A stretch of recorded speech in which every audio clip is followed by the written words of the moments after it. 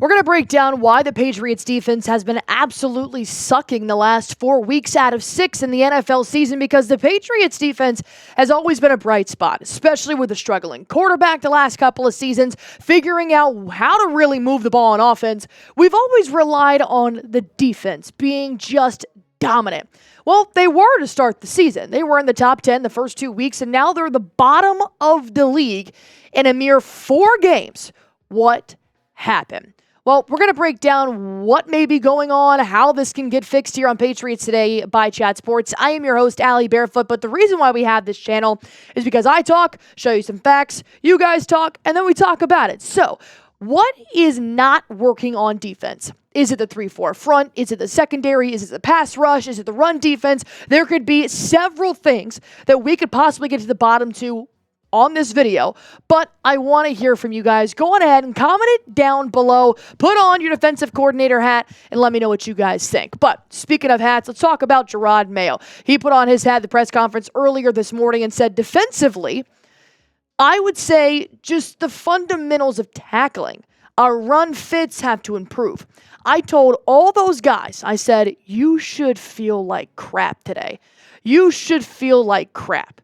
You take away 2 long runs. We had 2 runs over 50 yards. I mean, it's not winning football. And don't get it twisted. Those 2 runs did not come in garbage time either. These were huge momentum shifters. And we've already talked about this in today's video earlier today. Go check that out. That mainly focuses on the offense. But the 12 penalties in week 5 didn't get cleaned up. There were 9 penalties in Sunday's game, including 2 huge pass interferences in the red zone that did allow the Texans to score twice in the first quarter. It was 14-0. You have already completely dug yourself a hole. On top of that, 19 plays and 110 yards. Look, guys, I know the refs suck, and I know the Texans' offense is pretty good, but what the F? What is happening? Why has the defense completely started to forget the fundamentals of football? Because it wasn't just 14 points on the board that they allowed. They allowed 41 points in week 6. The defense is drastically getting worse. So I broke it down, all right? What is happening in the 4 quarters of football at the Patriots can't seem to figure out? Well, I just told you. Those 2 first touchdowns in the first quarter came from 2 pass interference calls that, of course, and they were both on 3rd downs, by the way, that did end up in the end zone. Then, thankfully, by the grace of the football gods, they missed a field goal. They were about to go up 17-0 on our asses in the first quarter. The one bright spot on Sunday was the second quarter.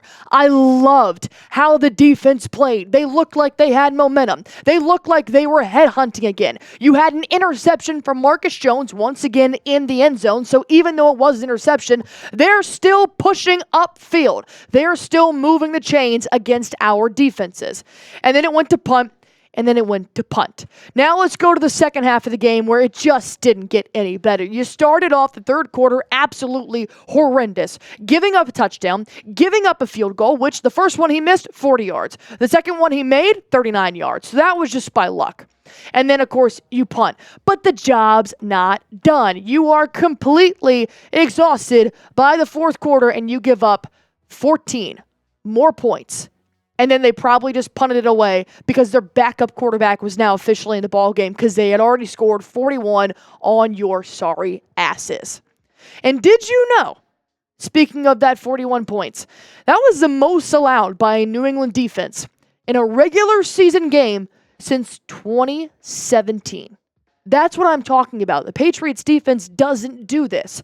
I'm not understanding if it's just not cooperating with DeMarcus Covington. If maybe Jahlani Maye has something going on, but he's a defensive-minded player. He was a defensive player in the NFL. How do you suck on defense with your head coach who used to be a linebacker on your team? That does not make any sense. And when you look at what the Patriots did to start this season, yeah, they looked great. They looked like the Patriots D we have seen the last couple of years. They were 10th overall. That's pass blocking, and that is, it's pass rushing, and that is run defense. Now, 4 games later, you're ranked 24th overall. You have sucked in red zone defense. You have allowed almost anything that they want in the secondary, in the passing game, because the pass rush is nowhere to be found. The sacks have completely died down.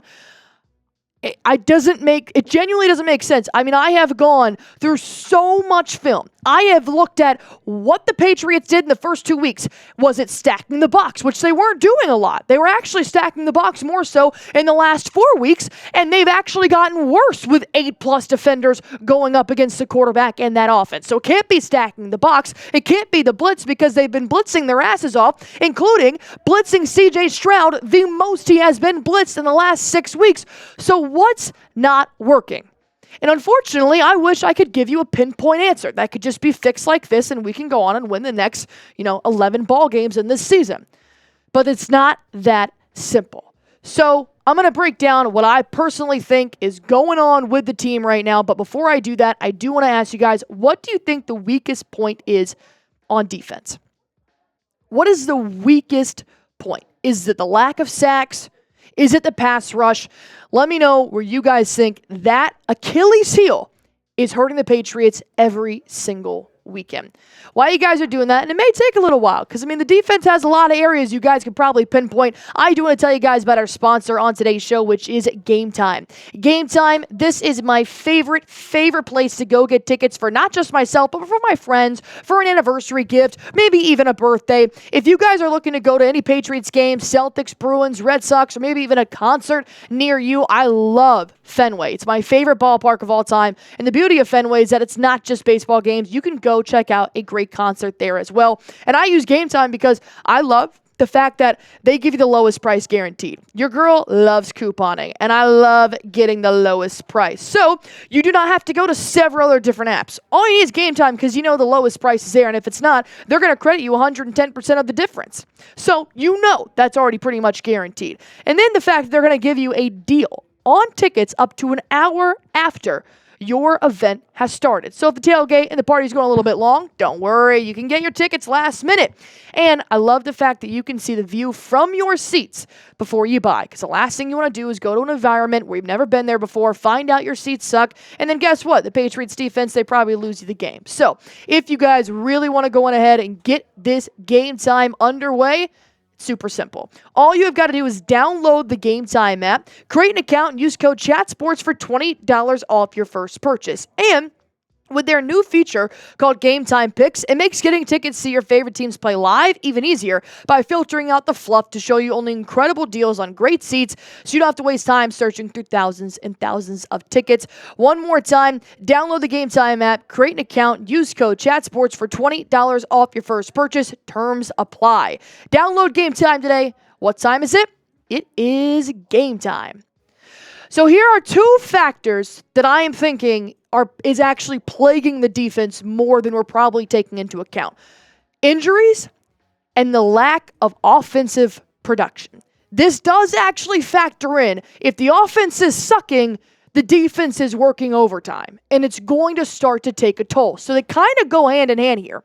So let's break down the time of possession, because let's go back to week 1. All right, the Bengals had a 25-minute time of possession. Guess what? The Patriots had nearly 10 minutes more with the ball in their hands. Guess what happened at the end of the game? They freaking won. And then week 2, they held the Seahawks to under 30 minutes of time of possession. The Patriots had nearly 7 minutes more of time of possession. They did lose, but it was in overtime. So the offense was still chugging. And then guess what?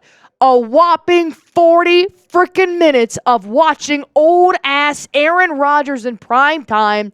You obviously lost that game horribly with 19 minutes of possession. You go into San Francisco. You go into Miami. You go into the Houston Texans. They are all beating you in time of possession. You know what that means? That means the defense is on the field for that long. That is going to start to catch up with some of the players. And knowing that they already have a very thin depth chart, it starts to take a toll. You are already missing your captain, Jawan Bentley, out for the season. You're already missing Christian Barmore, who didn't even make it to the regular season because he unfortunately got diagnosed with blood clots. Jabril Peppers, he got arrested. O'Shane Ximines, a backup linebacker, out for the season. Alex Austin, a backup cornerback, he is on IR. It's getting thinner week by week. And then on top of that, your offense is struggling, so the defense is on the field. And it's not even for 4 plays. It's not like the offense goes out there and punts. The offense is fumbling. The offense is throwing interceptions. So it is 1 play, and you are back out on the field. It starts to take a toll. And I'm thankfully glad that the Patriots defense is sick of it. Davon Godchaux, who had the highest ranked PFF grade in week 6, the loss against the Texans, Godchaux says last year we lost big pieces too, and we were still a great defense. That's really just an excuse if anybody says that. It's always next man up mentality. You get paid to do a job that you play at a high level that only a few people in America could do. Number one, I always love when players really start to acknowledge that they play football for a living, and that is very cool. But that's a great point by Davon. We remember Matthew Judon was out last year. It has to come down to your pride. It has to come down to the defense working as a unit and saying, I want to go out here and do this. I want to go out here and help my team win. And I understand it's very hard to do that when your team has won 1 game, and that was 6 weeks ago. It starts to become pretty tedious to put your pads on knowing you're about to play 35 minutes of football. But Davon Godchaux made a point. You get paid to do this, so you might as well take pride in it. And you got Jahlani Tavai, who I have started to notice, if Jahlani Tavai gets injured, this defense is going to be in complete shambles. The linebacker says, we are pissed off. Thank God. Thank God you want something to change. I do believe this was the last week the Patriots defense is going to be shit. I do. And I hope so bad I'm not going to get screen recorded and put out there and put on blast because they're going to suck next week. It feels like they're finally done sucking. So hopefully something is going to change in week 7 in London against a terrible Jaguars offense.